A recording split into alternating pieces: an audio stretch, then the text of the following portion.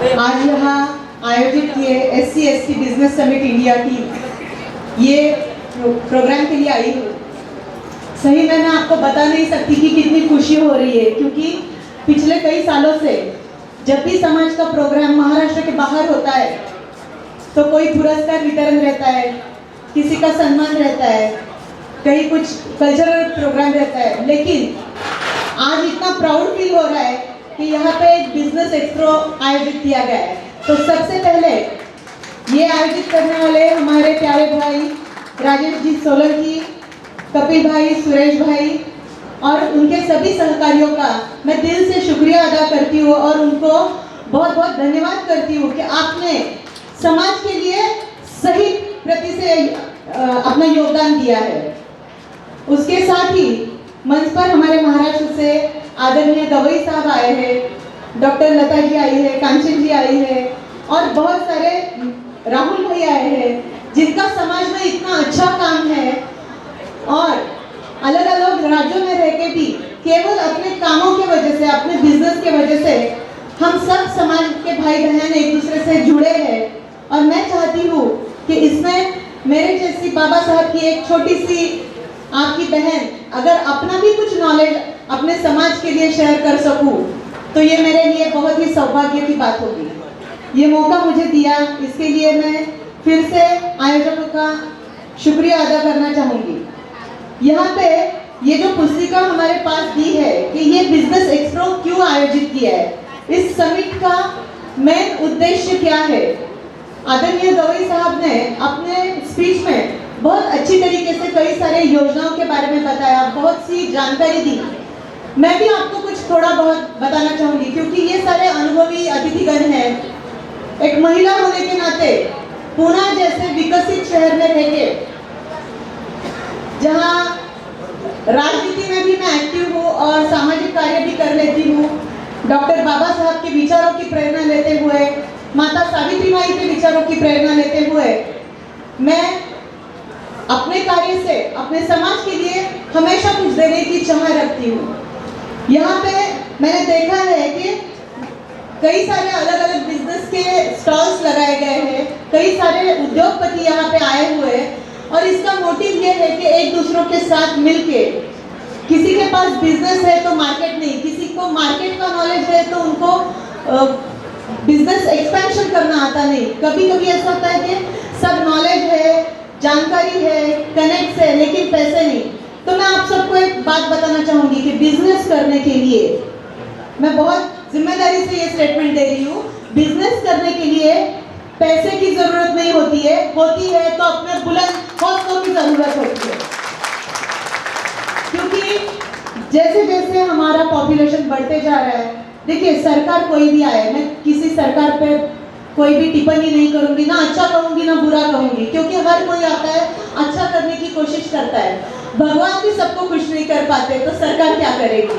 तो इसके लिए किसी के ऊपर टिप्पणी करना बहुत आसान है, लेकिन हम खुद क्या करते हैं, हम अपने समाज के लिए क्या करते हैं, हम जिस सोसाइटी में रहते हैं, हम जिस समाज में रहते हैं, हम जिन शहरों में रहते हैं, जिस राज्य में रहते हैं, उसके विकास के लिए अपना योगदान क्या है ये देखना बहुत जरूरी है। इसके लिए ये पॉपुलेशन जिस तरीके से बढ़ते जा रहा है तो नौकरियों की कमी तो रहेगी, ये बात तो आप सब समझ सकते हो। तो क्यों ना हम बिजनेस के ओर मुड़े। बिजनेस में देखिए, अगर ये इवेंट है, ये एक प्रोग्राम है, ये एक अधिवेशन है, इसी अधिवेशन में हम देख पा रहे हैं कि कम से कम 15 से 20 बिजनेस है। क्या आप बता पाओगे कौन से बिजनेस है? क्या आप में से कोई बता सकेगा? देखिए, वेलकम से लेके फ्लेक्स का बिजनेस है, प्रिंटिंग का बिजनेस है, बैंड बाजा ढोल ताशे उसका बिजनेस है, यहाँ पे जो इवेंट में ये जो सब सोफे लगे हैं, चेयर लगे, VIP चेयर लगे, उसका बिजनेस है, सामने कैमरा है, वीडियो शूटिंग है, फोटोग्राफी है, वो बिजनेस है। यहाँ पे सारे महानुभाव बैठे हैं, उनके लिए अलग अलग टाइप के कपड़े, ड्रेस का प्रोटोकॉल है, वो बिजनेस है। हम लोगों ने जो साड़ियाँ पहनी है, ब्लेजर्स पहने हैं, वो बिजनेस है। ठंडी का सीजन है, स्वेटर डालना, मफलर डालना, स्कार्फ डालना, वो बिजनेस है। मैं यहाँ आपके सामने खड़ी हूँ, मैंने बिंदी लगाई है, बिंदियों का भी बिजनेस है। तो बिजनेस रहता है, चाहे वो छोटा है या बड़ा है। एक एक रुपए से हम करोड़ों रुपए कमा सकते हैं। सिर्फ आपको नॉलेज होना जरूरी है, आपका बात करना जरूरी है, आपका लोगों से जुड़ना जरूरी है। Connecting the dots. अगर आप दिल में रखोगे ना, तो ना जात, ना शहर, ना गांव, ना राज्य, कोई भेदभाव मत रखिए, बस जुड़ते जाइए। क्योंकि जैसे हमारे कई सारे व्याख्याताओं ने बताया कि ग्लोबलाइजेशन हो रहा है, दुनिया करीब आ रही है, तो दुनिया करीब आ रही है तो हम क्यों घर में बैठे हैं? तो घर में बैठ के भी हम दुनिया से जुड़ सकते हैं। सबके पास आज ऐसा कोई भी व्यक्ति नहीं है जिसके हाथ में एंड्रॉइड फोन नहीं है, ऐसा कोई व्यक्ति नहीं है जो इंटरनेट यूज करता नहीं है, ऐसा कोई व्यक्ति नहीं है जिसके पास मोबाइल या जिसको कंप्यूटर का नॉलेज नहीं है। आज दादी जी, मैं आपको भी, आप बहुत दिल से मेरी बात सुन रहे हो, मैं बहुत शुक्रिया करूंगी, आप जैसों का आशीर्वाद है तो इसके लिए हम लोग यहाँ खड़े हो पाते हैं। तो कहने की बात यह है कि छोटे बच्चे से लेके बड़े बुजुर्ग तक सबके हाथों में एंड्रॉइड फोन है। जिनके बच्चे विदेश में हैं तो लोग वीडियो कॉल पे बात करते हैं तो दूरी लगती नहीं है। आज ये प्रोग्राम में जितना भी फोटो या वीडियो बनेंगे, ये फोटो जो यहाँ पे मौजूद नहीं उन लोगों के पास भी जाएंगे, ये न्यूज के जरिए जाएंगे, ये इंटरनेट के जरिए जाएंगे। तो जरूरी नहीं सबका यहाँ प्रेजेंस होना। यहाँ अगर 100 लोग आए, यहाँ अगर 1000 लोग आए, तो यही लोग यहाँ के विचार लेके कई हजारों लोगों को, लाखों लोगों को प्रभावित करने वाले लोग हैं। तो इसके लिए खुद का प्रेजेंस होना जरूरी नहीं है। जो विचार हमें इंटरनेट से मिलते हैं, न्यूज के प्रसार माध्यम से मिलते हैं, उस विचारों को अंगीकृत करना और उसके ऊपर स्टडी करना, तब जाके हम अपना बिजनेस डेवलप कर पाएंगे। देखिए, मैं एक यूनियन लीडर का काम करती हूँ। यूनियन में मैं बैलेंस रखने की कोशिश करती हूँ, क्योंकि उसमें देखा जाए तो सारे कामगार रहते हैं। कामगार में देखा अगर कास्ट कैटेगरी की तो ज्यादा करके लेबर कामगार जो रहते हैं, लेबर क्लास में जो काम करते हैं, तो अगेन वही प्रॉब्लम है, ज्यादा करके SC ST या अल्पसंख्यक के लोग रहते हैं। और मैं चाहती हूँ कि देखिए, डॉक्टर बाबा साहब अम्बेडकर जी ने कहा है, पढ़िए, संगठित होइए और संघर्ष कीजिए। लेकिन मैं आपसे गुजारिश करना चाहूंगी, पढ़ना तो है, संगठित भी होना है, लेकिन मुझे लगता है अभी संघर्ष का जमाना गया। हमें एकजुट होके, एक दूसरे से कनेक्ट करके हमें बिजनेस को बढ़ावा देना है। थोड़ा सा संविधान को मानते हुए, हमारे महापुरुषों को मानते हुए, उनके विचारों पे ठीक से गौर कीजिए। उन्होंने क्या बोला है कि हमने आपको समाज के अर्थव्यवस्था में लाने के लिए, समाज के प्रवाह में इक्वली लाने के लिए कोशिश की जा रही है। तो उसमें हम खुद हो के पीछे कि हम ये है। अगर हम यहाँ पे मंच पे इतनी सारी महिलाएं बैठी, अगर हम बोले अरे नहीं हम महिला है, हम लेडीज है, हम कैसे जाए? देखिए, ऐसा अगर सोचेंगे तो एक बहन हैदराबाद से यहाँ नहीं आती, एक बहन महाराष्ट्र से यहाँ नहीं आती, एक बहन दिल्ली से यहाँ नहीं आती, और इतनी सारी बहनें, इनमें से कई सारी लेडीज है जिनके ऊपर हमें बहुत प्राउड फील होता है कि वो इतने दूर दूर से एक बिजनेस एक्सप्रो के लिए आई है। फंक्शन रहेगा, कल्चरल प्रोग्राम रहेगा तो बहुत भीड़ होती है, लेकिन ऐसे एजुकेशनल प्रोग्राम्स रहेंगे, बिजनेस के प्रोग्राम रहेंगे, उसमें आने वाले लोग जो रहते हैं ना, मुझे ऐसे लोगों पे बहुत बहुत गर्व महसूस होता है। तो आप सबके लिए एक बार तालियां। मेरा खुद का योगदान जो है वो आपको शॉर्ट में बताना चाहूंगी। मैंने सर 2009 में पूना में जब IT पार्क डेवलप होने लगा था, तो उसी टाइम IT में काम करने वाली एक महिला के साथ गैंग रेप हुआ था।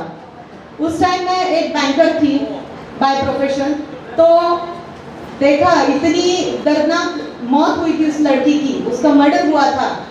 मैं उस न्यूज़ से प्रभावित हुई और खुद की अच्छी खासी कारपोरेट की नौकरी छोड़ के मैंने सोचा मैं बस कुछ निषेध करूंगी या कुछ काले कपड़े, काले रिबन बांध के या कैंडल मार्च निकालूंगी। ये करके ऐसी घटनाएं, दुर्घटनाएं बचेगी नहीं, तो मैं क्या कर सकती हूँ, ये सोच के मैंने 2009 में पूरा करियर दांव पे लगाते हुए 5 अपनी अच्छी दोस्तों को लेके महिलाओं के लिए एक टैक्सी सर्विस शुरू की, जिसमें महिलाओं के लिए एक नया प्रोफेशन मिला कि they can work as a lady driver.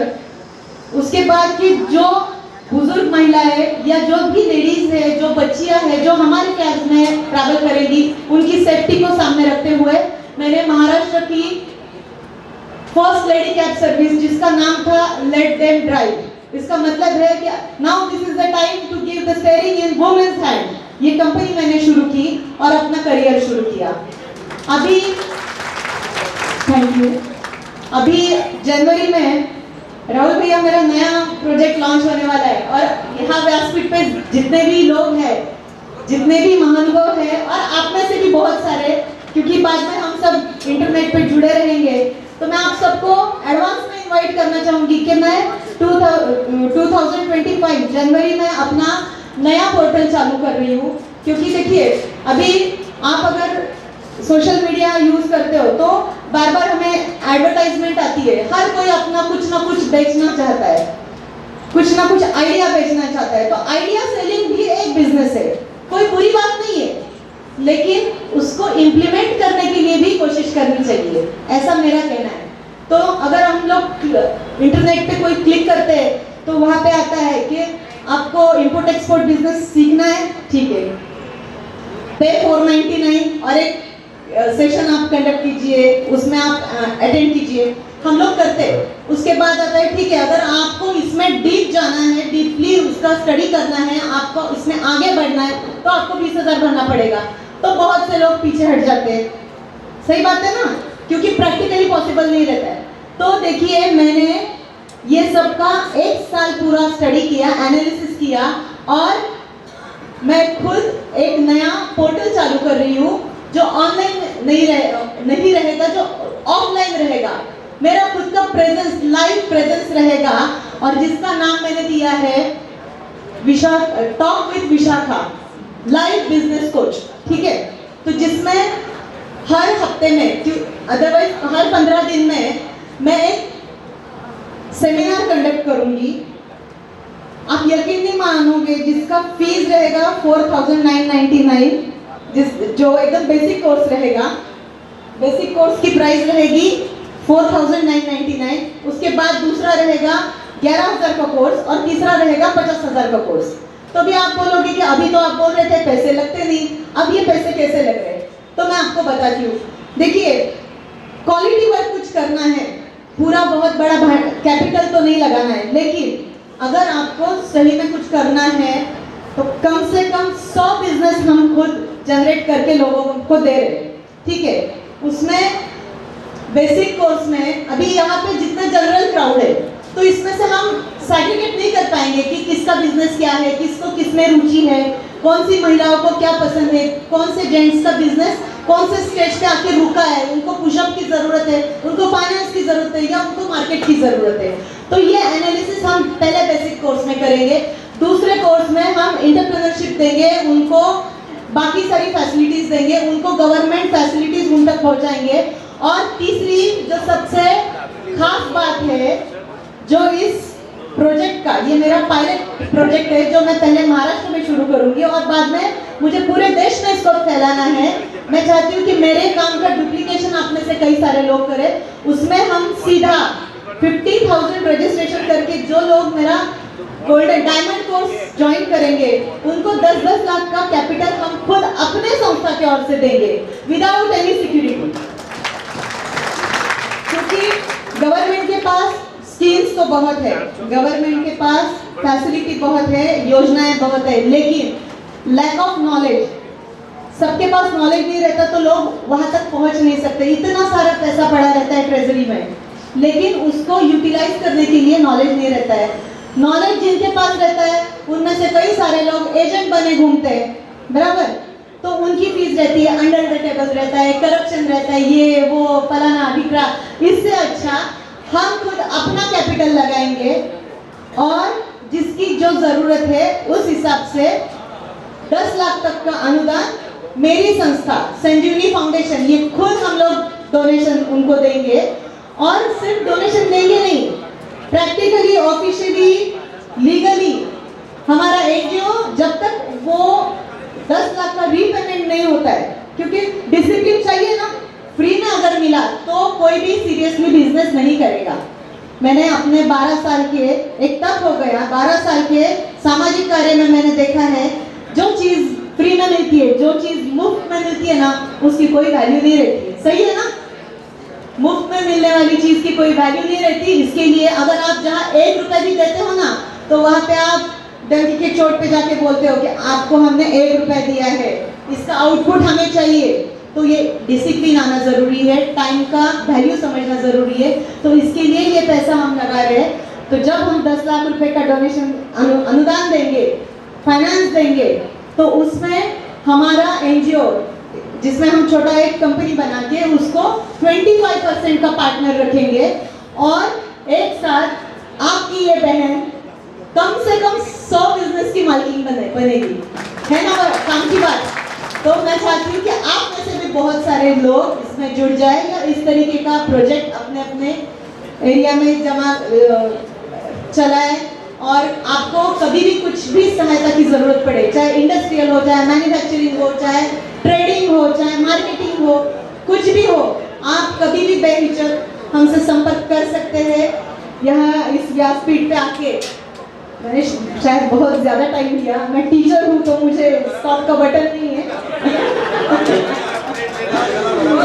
तो ऐसे क्या होता है ना, ऐसे मंच पे आके जब परफेक्ट ऑडियंस रहती है ना, क्योंकि अभी यहाँ पे जो बैठे ना सब में हंगर है, बिजनेस की हंगर, ग्रोथ की हंगर, डेवलपमेंट की हंगर, इकोनॉमी में आने की हंगर, फाइनेंस बढ़ाने की हंगर। तो ऐसे ऑडियंस के सामने सर 2 घंटे भी बोले तो मुझे कम पड़ेंगे, लेकिन समय का ध्यान रखते हुए और बाकी महानुभावों को भी अपना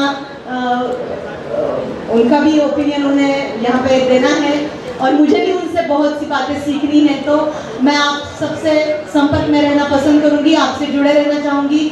आज यहाँ इस मंच पे आके मुझे बहुत बहुत बहुत प्राउड फील हो रहा है, बहुत अच्छा लग रहा है कि मैं आप सबसे संपर्क कर पाई, अपने विचार आपके साथ शेयर कर पाई। और यहाँ मुझे आमंत्रित करने के लिए हमारे भाई सोलंकी जी है, सुरेश भाई है, कपिल भाई है और सभी ही आयोजक है, उनका मैं दिल से एक बार शुक्रिया अदा करती हूँ। ऐसा प्रोग्राम बार बार देश में होना चाहिए।